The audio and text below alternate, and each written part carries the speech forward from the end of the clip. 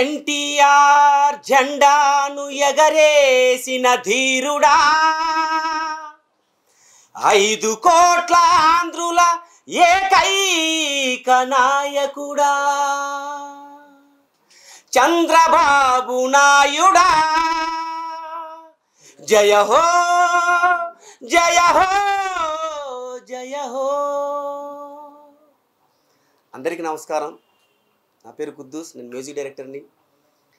ఈరోజు ఒక అద్భుతమైన కార్యక్రమం మా పెద్దన్న నిర్మాత, సీనియర్ నిర్మాత నట్టికుమార్ గారి ఆధ్వర్యంలో నా మిత్రుడు నటుడు ఆర్పి గారి సమావేశంలో నేను పాల్గొనటం. ఇక్కడ ఏంటంటే, నేను ముందుగా ఆంధ్రప్రదేశ్ ప్రజలందరికీ శుభాకాంక్షలు తెలియజేస్తున్నాను. ఒక సంగీత దర్శకుడిగా మీ భవిష్యత్తును ఎన్నుకున్న మీకు ధన్యవాదాలు. ఎందుకంటే 2014లో రాష్ట్రం విడిపోయేటప్పుడు సమైక్యాంధ్ర ఉద్యమాల్లో నా గళాన్ని, నా పాటల రూపంలో పార్టీలకు అతీతంగా నా ఆంధ్రప్రదేశ్ కోసం ప్రతి అడుగు నేను వేసిన సందర్భం, వారితో ప్రయాణం. ఢిల్లీలో కూడా 2 రోజులు జైల్లో పెట్టిన విధానం, సకలం అక్కడ పాల్గొన్నప్పుడు నేను గర్వపడుతున్నాను. నాకున్న పరిజ్ఞానం వల్ల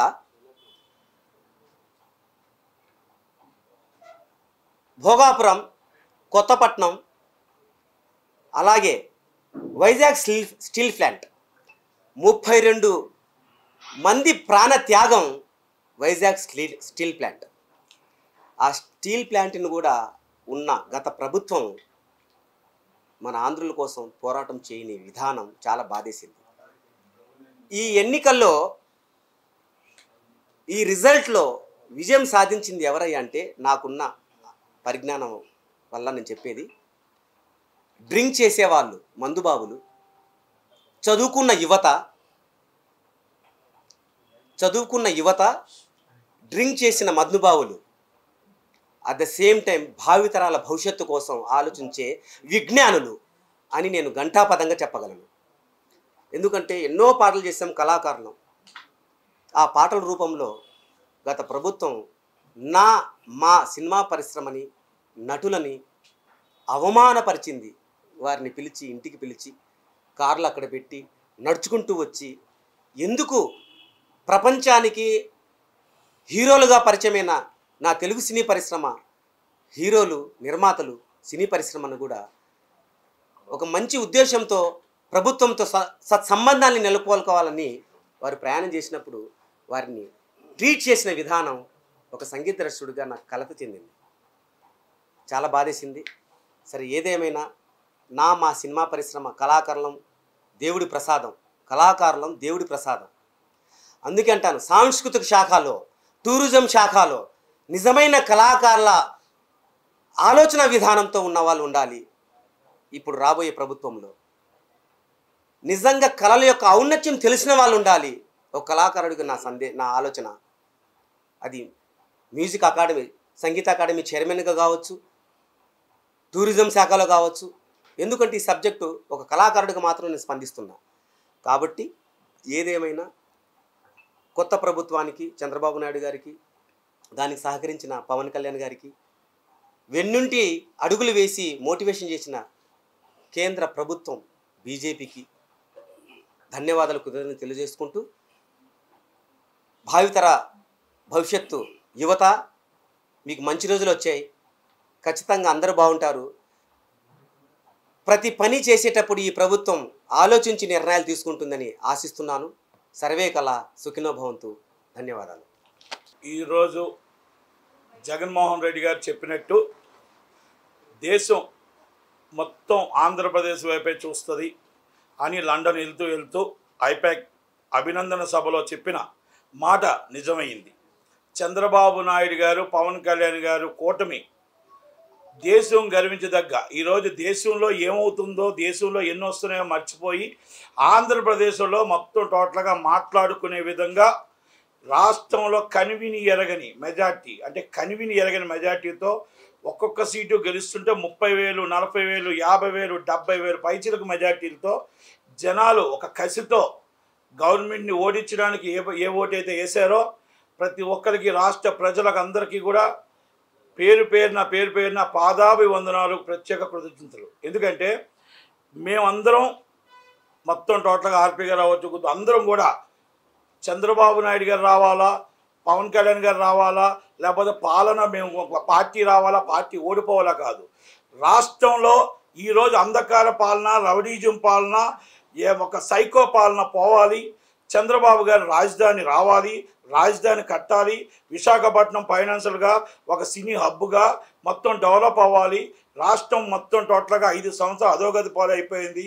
పోలవరం మొత్తం టోటల్గా నాశనం అయిపోయింది అని దాని మీద చంద్రబాబు నాయుడు గారు ఏదైతే రావాలనుకున్నామో, కూటమి రావాలనుకున్నామో, ప్రజలు ఒక్కటి మాత్రం గుర్తుపెట్టుకోరు, దేశంలోనే కాదు ప్రపంచంలోనే ప్రజలు తిరగబడితే ఎవరు తట్టుకోలేరు. రాత్రి 1 గంట దాకా మేము ఆ రోజు చెప్పాం, తినడానిక తిప్పలనిక పిల్లలకు పాలు లేకపోయినా ఓటు వేసి మేము ఆ రాష్ట్రాన్ని మేము కాపాడుకుంటామని చెప్పి చంద్రబాబు నాయుడు గారు, పవన్ కళ్యాణ్ గారు కూటమిని గెలిపించడానికి ఆ రాత్రి అనక దేశం విడిచి దేశంకి వచ్చారు. అందరూ వచ్చి ఈరోజు బంపర్ మెజార్టీతో 165 పైచిలకు సీట్లు ఇచ్చారు. మేము ముందే ఆ రోజు అన్నాం, వేవు కొడితే మాత్రం 150 నుంచి 160 సీట్లు వస్తాయని. కేకే సర్వే చెప్తే కేకే సర్వేని సమర్థించాం. Yes correct. ఆరా మస్తాన్ గారి సర్వే అమ్ముడుపోయింది. ఆరా మస్తాన్ గారు వైసీపీకి అమ్ముడుపోయాడు. 2 రోజుల ముందు ఆల్రెడీ జడ్పీటీసీ వైసీపీ వాళ్ళందరూ సన్మానం చేశారు. అది కూడా చెప్పడం జరిగింది. కానీ ఈరోజు ప్రజలు నిజం చేశారు. నిజం చేసి ఈరోజు మొత్తం ఏదైతే మొత్తం టోటల్గా ఉందో 165 సీట్లు గెలవడం. ఈరోజు చంద్రబాబు నాయుడు గారు 9వ తారీఖు ప్రమాణ స్వీకారం చేస్తాడని ఏదైతే అన్నామో, మా వ్యక్తిగత సమాచారం ప్రకారం 9వ తారీఖు నాడు ఆయన ప్రమాణ స్వీకారం చేస్తారని మాకు సమాచారం ఉంది. ఆయన ఏ నిర్ణయం తీసుకుంటారో, పవన్ కళ్యాణ్ గారు ఏ నిర్ణయం తీసుకుంటారో, ప్రజలు వాళ్ళకి ఇచ్చిన మ్యాండేటరీ 165 సీట్లు కూటమికి ఇచ్చారు. ఈరోజు మొత్తం రాష్ట్రంలో ఆంధ్రప్రదేశ్లో ఈరోజు మన రాజధాని మనకు పూర్తవుతుంది, పోలవరం పూర్తవుతుంది. విశాఖపట్నం ఏ మాట అయితే అన్నామో ఆ మాట ప్రకారం గవర్నమెంట్ స్టూడియోలు కానీ విశాఖపట్నం మొత్తం టోటల్గా ఇక్కడ బాగుండాలి, అక్కడ బాగుండాలి. ఇక్కడ సినీ కార్మికులు బతకాలి, అక్కడ సినీ కార్మికులు బతకాలి, అక్కడ ఎంప్లాయ్మెంట్ ఉండాలి అనే సినీ ఇండస్ట్రీ నుంచి మొత్తం ఎవరైతే కొంతమంది బయటికి రాపోవచ్చు, కొంతమంది లోపల సపోర్ట్ చేయొచ్చు, పవన్ కళ్యాణ్ గారు అవ్వచ్చు, ఎవరైనా అవ్వచ్చు. సినీ ఇండస్ట్రీకి కులమత భేదాలు ఉండవు. సినీ ఇండస్ట్రీకి ఏ కుటుంబం ఎవరు గెలిస్తే ఆ కుటుంబంతో మేము కలిసి ఉండి మా సినీ కుటుంబం బాగుండాలని కోరుకుంటాం. అలాంటి విషయాల్లో సినిమా మేము ముందుకు రావచ్చు, కొంతమంది మా వెనకాల ఉండొచ్చు, లేకపోతే కొంతమంది రాకపోవచ్చు.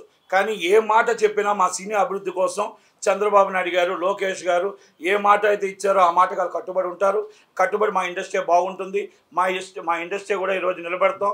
1/2 కిలోమీటర్ మమ్మల్ని ఎవరినైతే మా హీరోల్ని తీసుకొచ్చి రోడ్డు మీద నించోబెట్టి నడిపించి అవమానపరిచారో, కొంతమంది పోసాని కృష్ణమూర్తి లాంటి వారు, కొంతమంది సెకండరీలు మా ఇండస్ట్రీలో కొంతమంది ఉన్నారు.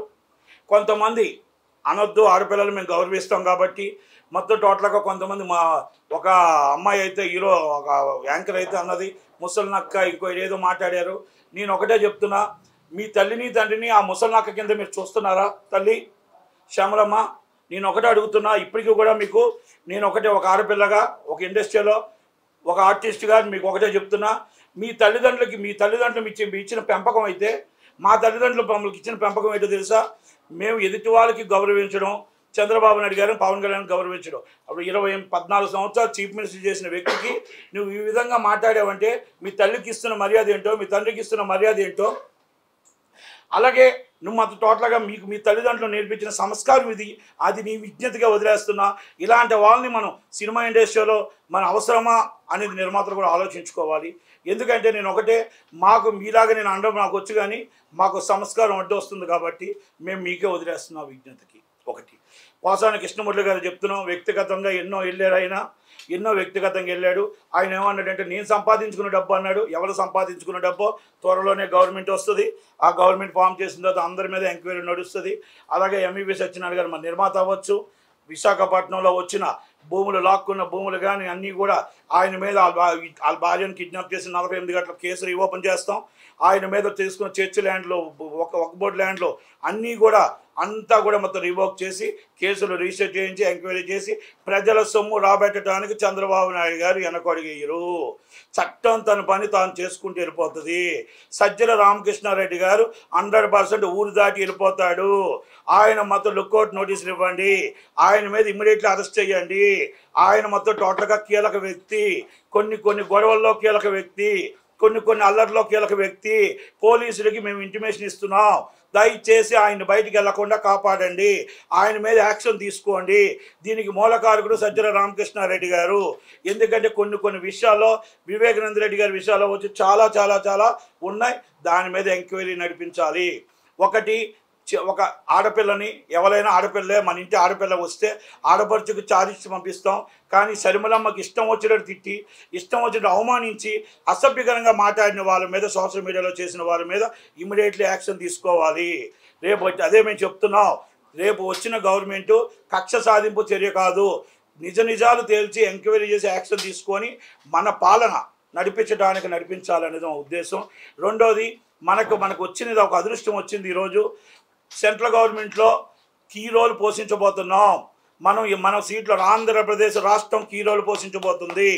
మా రాష్ట్రానికి, మాకు రాజధాని, హైటెక్ సిటీ లాంటి రాజధాని కట్టించిన వాళ్ళకే మా మద్దతు. అలాగే మన మాకు స్టీల్ ప్లాంట్ ప్రైవేట్గానే చేయకుండా గవర్నమెంట్ గారిని అవ్వాల్సిందే, అది మా మద్దతు. పోలవరం కట్టిన వాళ్ళకే మా మద్దతు. ప్రత్యేక హోదా ఇచ్చే వాళ్ళకే మా మద్దతు. వాల్టేర్ డివిజన్ వచ్చిన వాళ్ళకే మా మద్దతు.